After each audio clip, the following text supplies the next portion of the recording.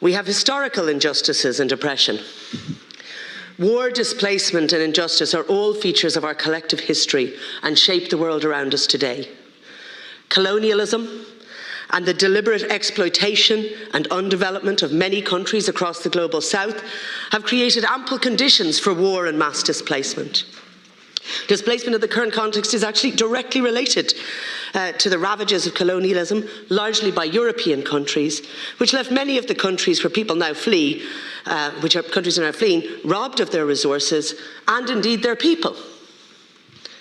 Not only that, but we see European powers continue to act in a colonial manner towards much of the world, whether it be through continued extraction of debt payments from former colonies, through resource extraction, which we see leading to violence and mass displacement in the Congo at the moment, or indeed through the support of repressive regimes which serve useful purposes for European powers.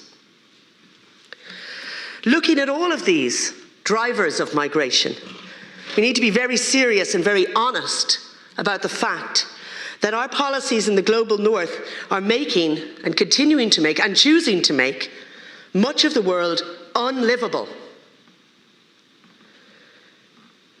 And it is funny, we hear sometimes that the discussion across Europe seems to be, how can we be more unwelcoming?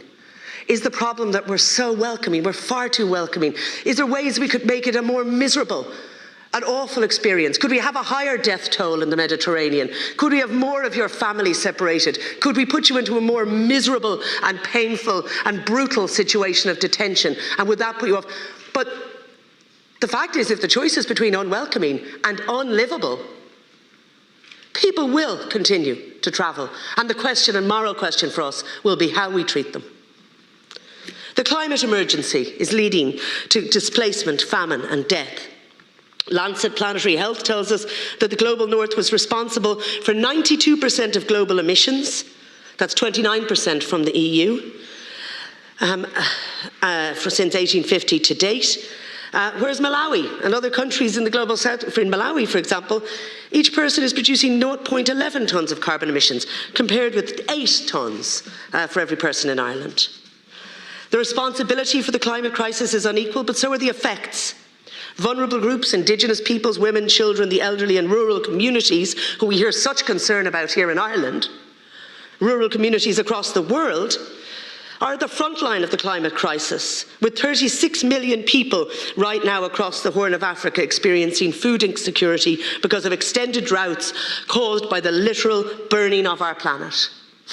And to suggest, by the way, that these asylum measures, that these measures we have, the policies we have in terms of how we treat humanity, the regime we have in terms of the right to seek asylum, was only designed to deal with a trickle of some kind and not to deal with large numbers.